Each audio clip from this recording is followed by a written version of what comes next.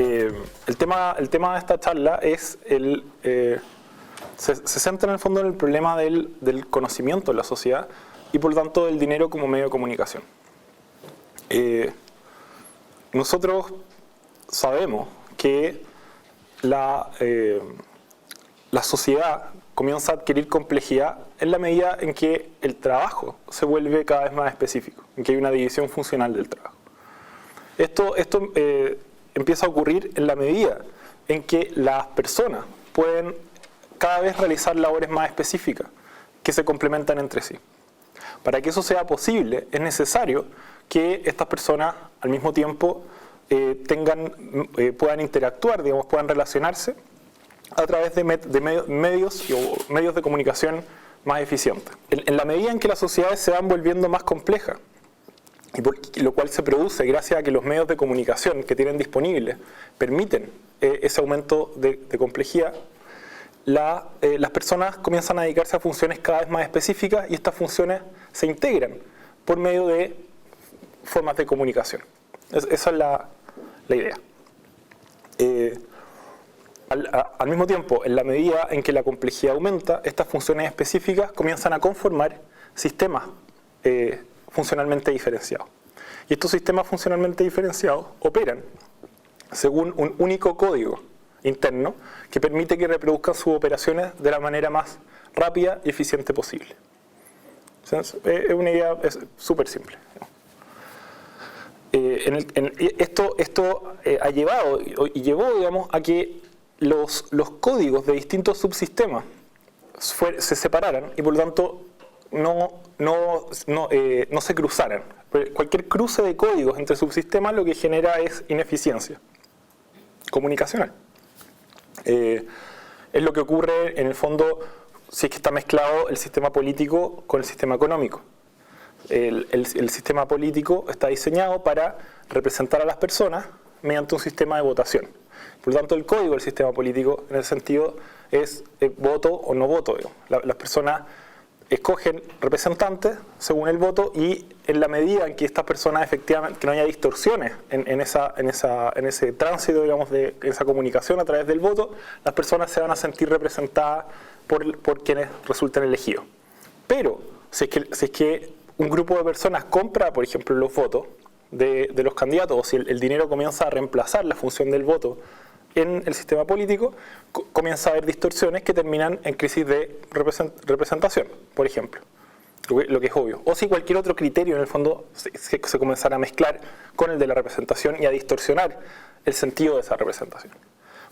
Por ejemplo, si interviniera un criterio religioso, si dijéramos que solamente pueden representarnos, para poder ser representantes en el Congreso es necesario que las personas sean mayores de edad. O sea, bueno, ¿qué es lo que hacemos? O es necesario que las personas sean católicas, que a nosotros nos parecería incorrecto, digamos. En el sentido de que generaríamos una distorsión tal que terminaría solamente produciendo problemas y eso afectaría la representación. Entonces, lo mismo pasa en el sistema económico. El sistema económico opera a partir de un proceso que se llama monetarización. La monetarización es la introducción de la moneda como forma de relación entre las personas, que produce, en el fondo, es la introducción del sistema de precios como sistema de coordinación entre las personas. El sistema de precios es un medio de comunicación que lo que hace es reflejar información y que está dispersa, y a través de esa capacidad, digamos, de reflexión, permitir la coordinación de las personas en el ámbito económico, lo que termina emergiendo como ámbito económico. La monetarización de las relaciones, es decir, lo que el dinero permite en las relaciones entre las personas, es un aumento de la eficiencia en las transacciones. En la medida en que se introduce el dinero en la coordinación de expectativas entre personas, se hace cada vez más, en el fondo la comunicación se hace más eficiente y esa eficiencia se traduce esa eficiencia económica en el fondo, se traduce en riqueza. En el fondo, al introducirse el sistema de precios como medio de comunicación, lo que comienza a generarse es riqueza en la medida en que el intercambio y la coordinación de las personas se ve posibilitada y se ve facilitada por este medio. Evidentemente esta eficiencia económica no tiene en sí mismo, digamos, no asegura que la asignación resultante de los recursos o que el criterio, digamos, o sea, no tiene ninguna ética de trasfondo, digamos, ni tampoco tiene un concepto de justicia detrás. Es solamente un medio de comunicación.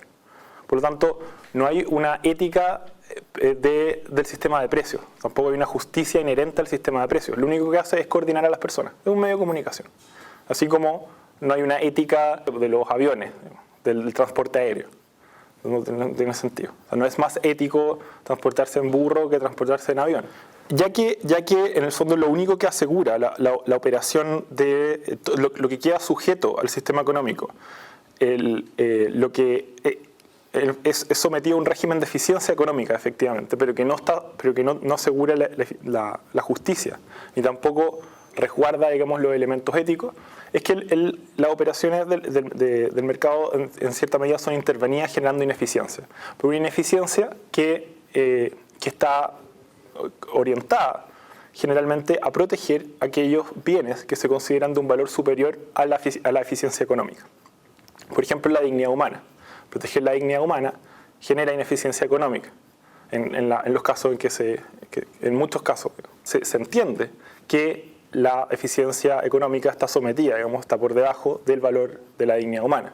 Por lo tanto, siempre que chocan estos dos principios, normalmente sale perdiendo la eficiencia. No sé si se entiende. Por eso y en general lo que hace el derecho es eso, es generar ineficiencias en ciertas áreas para hacer probable, en el fondo, para hacer posible el resguardo de valores que se consideran superiores a la eficiencia económica, como la libertad humana y la libertad y la dignidad humana. De hecho, en muchos casos, y esa es la paradoja de lo utilitarista, varios de los principios que se consideran inherentes al libre mercado son ineficientes en determinados contextos. Sin embargo, por ejemplo, la propiedad privada en determinados casos podría ser considerada ineficiente. Sin embargo, se le defiende igualmente porque, generando ineficiencia económica, porque se considera que la libertad y la dignidad, digamos, están por sobre esa eficiencia. De hecho, la mayoría de los utilitaristas, siendo coherentes en su argumentación, llegan al socialismo, que es lo más una especie de paradoja. Entonces, el punto del uso del conocimiento que vamos a tocar, lo que quería dejar claro es que de lo que estamos hablando es de una técnica, de una tecnología, de una forma o un medio de comunicación. No estamos, en el fondo, el dinero, y eso es muy importante, no es una ideología. A pesar de lo que comienza a aparecer hoy día en los medios de comunicación, que es una especie de condena ética al mercado como forma de vincularse. El dinero no tiene ideología, es una técnica, y una técnica que permite exactamente maximizar, digamos, la eficiencia en la comunicación entre las personas, en la coordinación entre personas. En la medida en que permite esta coordinación, genera riqueza. Eso es todo el punto. La discusión a la que nos referimos en este caso la llevó adelante Hayek desde los años 40, tomando un poco el testimonio, digamos, de von Mises, quien ya había, y después continuó haciéndolo, digamos, que ya había discutido largamente respecto a la incapacidad del socialismo de realizar cálculos económicos para poder satisfacer las necesidades de las personas de la manera más eficiente posible. El argumento de Hayek es muy simple. El dinero, al permitir la coordinación libre de las personas, lo que hace es hacer que la información que está dispersa en el mercado opere en red, si es que se puede, para hacerse una idea de más o menos cuál es la idea que está manejando Hayek, a través del dinero. Por lo tanto, lo que emerge al introducir el dinero a las relaciones entre las personas es una realidad, digamos, una situación en la cual una gran cantidad de personas que ni siquiera se conocen entre ellas pueden coordinarse de la manera más eficiente posible para asignar los recursos también de la manera más eficiente posible. sin que ninguna de esas personas maneje la información completa de esta red en su sistema psíquico, digamos, en ningún momento. Por lo tanto, lo que permite el dinero al introducirse como medio de comunicación entre las personas es que maximicemos, digamos, nuestra utilidad a través de la interacción con una red de la cual de una red de información que no conocemos por completo. Sin embargo, el dinero lo que hace es reflejar en todo momento la información necesaria para tomar decisiones en esa red. Esa es la gracia. En cambio, el argumento, lo que dice Hayek es que la planificación socialista tenía como ilusión la idea de que de alguna manera un centro, un sistema psíquico, podía recoger toda la información relevante para poder diseñar una sociedad y de ese modo distribuir los recursos de manera más eficiente que lo que haría la mera interacción libre y espontánea de las personas a través del mercado. Si ustedes se fijan, una de las acusaciones más normales al liberalismo es la idea de irracionalidad. La idea de que el mercado sería irracional y que esa irracionalidad terminaría por generar crisis y haría impredecible la vida. Sin embargo, lo que está diciendo Hayek es que el resultante de esta coordinación en red, digamos, no es en absoluto irracional.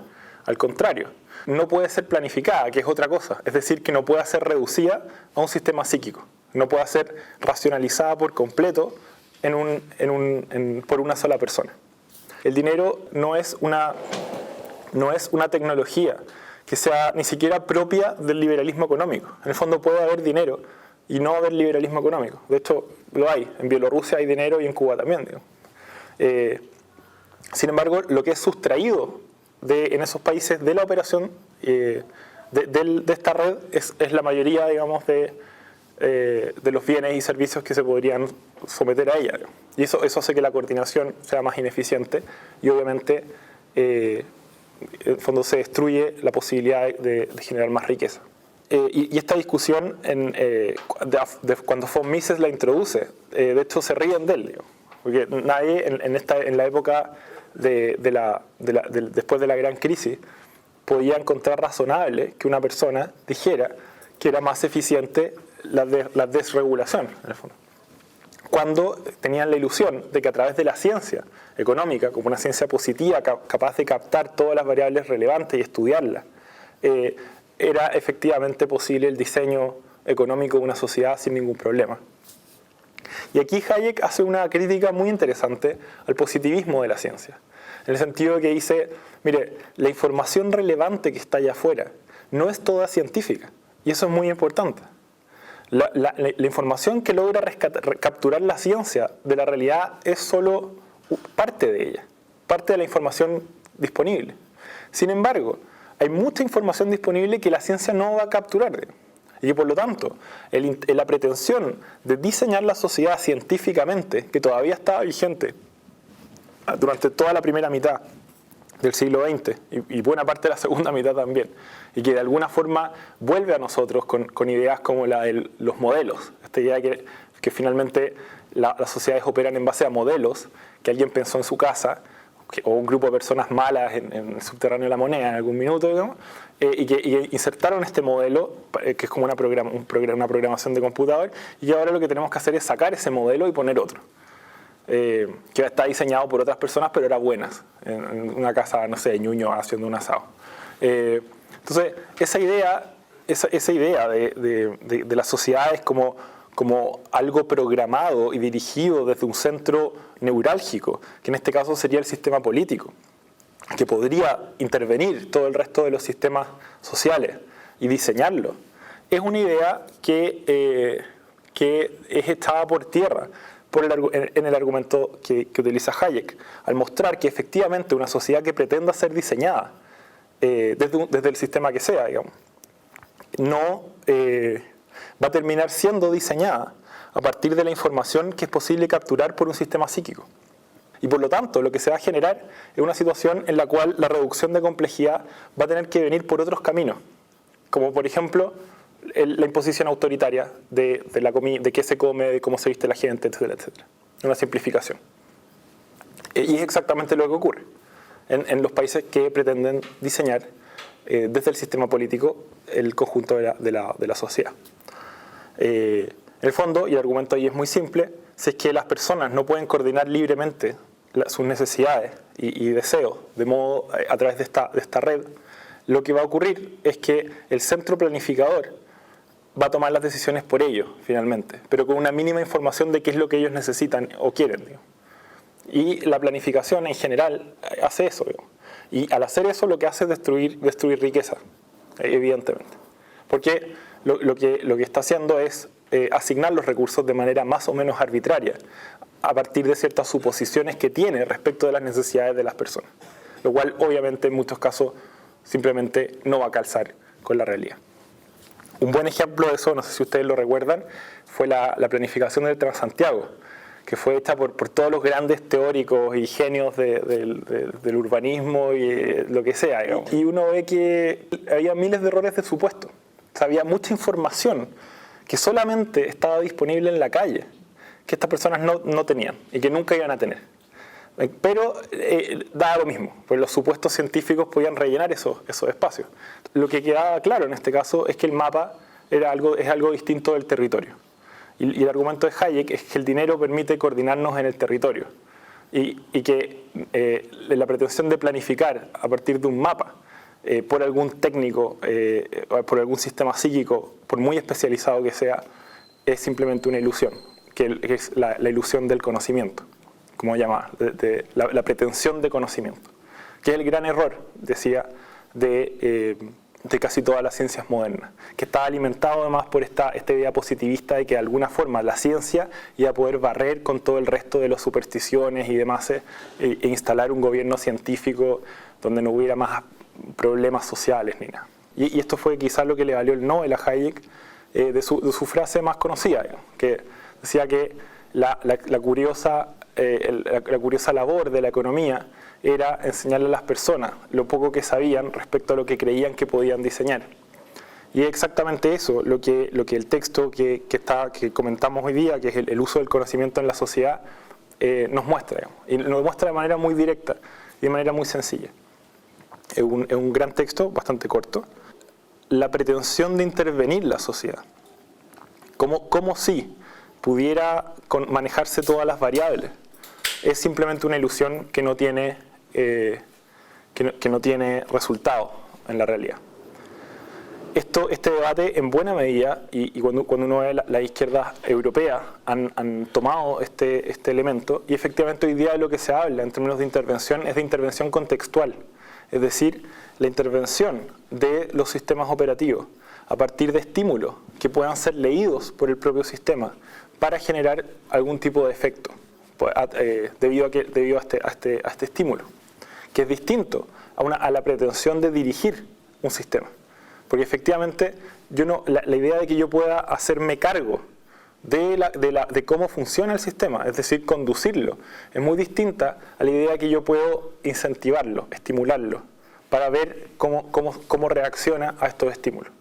Entonces, hoy día, en general, cuando se habla de políticas públicas o de intervención social, la idea que está más presente es esa. En el fondo, debemos tratar de estimular a partir de ciertas variables los sistemas que queremos intervenir, pero en ningún caso se puede, digamos, pretender hoy día, y ya muy poca gente lo hace, a pesar de que en las universidades sigue siendo muy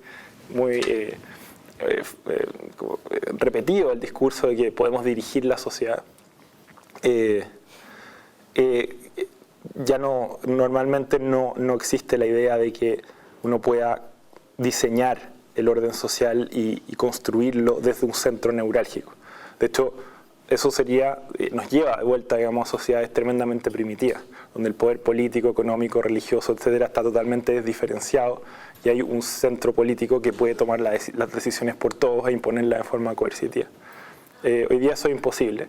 La sociedad es compleja, es cada vez más compleja, y por lo tanto la forma en que podemos intervenir la realidad, asumiendo con humildad el poco conocimiento que tenemos, también es un desafío tremendamente interesante. Pero, y creo que el gran punto de Hayek y de von Mises fue demostrar que el dinero, lejos de ser una ideología, era una tecnología, y que la pretensión de considerarlo una ideología e intentar reemplazarlo por otra ideología, el único efecto que tuvo fue construir dictaduras totalitarias que eran obvias, porque cuando se anulan los medios de comunicación que permiten la coordinación espontánea, lo único que puede reemplazarlos es la planificación centralizada, que a través de la coerción debe imponer las decisiones a las personas, ya que la decisión de ese centro, digamos, a las personas, ya que las personas no pueden tomarla y el centro no tiene manera de capturar la información que necesitaría para poder satisfacer, digamos, y coordinar correctamente la demanda y la oferta que existen en la sociedad. Y bueno, y hoy día varias corrientes de socialistas pretenden que Internet puede ser, porque al final esto es como la pelea contra el dinero, es tratar de descubrir un medio de comunicación más abstracto que el dinero. Esa sería la pelea. Si quieren reemplazar el dinero por algo, tendría que ser por un medio de comunicación más eficiente que permitiera una coordinación más eficiente. Entonces, han estado en eso mucho tiempo. Algunos tenían la esperanza de que Internet de alguna manera pudiera. Sin embargo, no, de hecho el dinero se volvió virtual y ahora es más abstracto aún. Claro, Internet de hecho lo que ha hecho ha sido estimular un intercambio que es cada vez más intangible, lo cual es muy entretenido. Cuando yo puedo con una tarjeta, con unos números, comprar un libro que es un archivo que luego bajo en una plataforma una digital para leerlo. Entonces, hasta ahora no se ha podido derrotar al dinero cuando se ha pensado que es una ideología, y tampoco se ha podido demostrar que es una ideología. Y eso es un gran punto que le vale absolutamente el Nobel a Hayek y que descoloca hasta el día de hoy a muchas personas que intentan pensar que el dinero es, por ejemplo, que es malo, que es una ideología perversa, pero también, y eso es, ojo, porque también hay formas de liberalismo ideológica que piensan que la mera monetarización de todos los vínculos sociales se traería algún bien de por sí, lo cual tampoco es cierto, en el sentido de que es simplemente un medio de comunicación. O sea, yo puedo monetarizar Nigeria, digamos, y eso no significa que vaya a ser un país más justo o lo que sea, digamos. Simplemente va a introducir eficiencia. Probablemente, sea lo que pase ahí, se va a ahorrar dinero y se va a generar más riqueza. Sin embargo, las condiciones bajo las cuales eso ocurra no tienen por qué ser justas, digamos, ni tienen por qué respetar los derechos de las personas ni nada por el estilo. Entonces, eso es importante. Sin embargo, y eso también es muy importante, la generación de riqueza permite al mismo tiempo la generación de ineficiencia en torno a ciertos valores que se consideran superiores a la eficiencia. No son dos cosas que se puedan pensar distintos. O sea, yo evidentemente puedo decir el sueldo mínimo debería ser de 800.000 pesos, obvio. El problema es cómo financiarlo. En ese sentido, si yo intervengo el mercado de manera brutal para proteger ese valor que considero superior a la eficiencia, y sin embargo la eficiencia, y por lo tanto la eficiencia económica, y por lo tanto la riqueza generada no me permite financiarlo, no pasa de ser una ley vacía, ¿no? Que es lo que pasa con muchas leyes. Entonces, cuando uno se enfrenta a esa situación, comienza a entender un poco cómo el dinero nos permite avanzar, no solamente en la coordinación, sino también en el aseguramiento progresivo, digamos, de ciertos bienes que consideramos superiores a la eficiencia. Pero para los cuales la eficiencia económica es una condición de posibilidad. Hay una discusión ética bien interesante, por ejemplo, respecto al trabajo infantil en el tercer mundo. Ustedes entenderán que, no sé, por ejemplo, Haití no puede asegurar la nutrición de las personas, porque es un casi no gobierno. Y por lo tanto la generación de riqueza en el país es mínima. Entonces se introducen muchas veces en esos países fábricas que contratan la mano de obra más barata disponible y muchas veces pagan, no sé, con comida o con muy poco dinero, digamos. Y en esos casos también se da obviamente el trabajo infantil como una realidad. Entonces, y la intervención sobre en ese contexto en que el Estado es incapaz de generar ineficiencia, ya que no tiene cómo financiarla, sobre ciertos derechos básicos, como por ejemplo que sería la educación infantil o la infancia sin trabajo, o cosas que nosotros consideramos básicas. el intento del Estado de hacer eso, lo único que termina haciendo es que estos niños en fondo no tengan acceso después a comida, que tampoco puede asegurar el Estado. Se empieza a generar una situación en la cual la reivindicación de un derecho por sobre la reivindicación de un derecho por sobre la eficiencia económica termina generando una situación peor. No sé si se entiende. O sea, en la medida en que generamos eficiencia económica, que podemos financiar derechos. Y en la medida en que cuando esta relación se invierte, es decir, cuando hay una hiperinflación de derechos que es imposible de financiar, que en el fondo que estamos generando una ineficiencia económica tal que la coordinación comienza a distorsionarse a tal punto que deja de producirse riqueza o se comienza a producir una cantidad de riqueza que no logra financiar la ineficiencia, los sistemas económicos colapsan. Ese es el punto. Entonces, este ideal de desmonetarizar la sociedad por completo o lo más posible, en general siempre choca con el hecho de quebrar sistemas económicos y por lo tanto desfinanciar cualquier proyecto de derechos hiperinflacionados que se haya construido. Que es bastante obvio, en verdad es súper lógico. La única manera de que esta cosa que suena tan obvia no sea considerada obvia es si se piensa que en verdad el sistema formador de precios, si en verdad el sistema de precios es una ideología y por lo tanto debe ser extirpada y reemplazada por alguna otra cosa. Sin embargo, y para terminar, voy a terminar repitiendo lo mismo, Hayek creo que demuestra con suficiente contundencia que no estamos hablando de algo ideológico, sino de una técnica. Y él dice, esta técnica es probablemente uno de los mayores inventos de la humanidad, que le ha traído más beneficio a la humanidad. Y yo en general estoy totalmente de acuerdo. Eso, muchas gracias.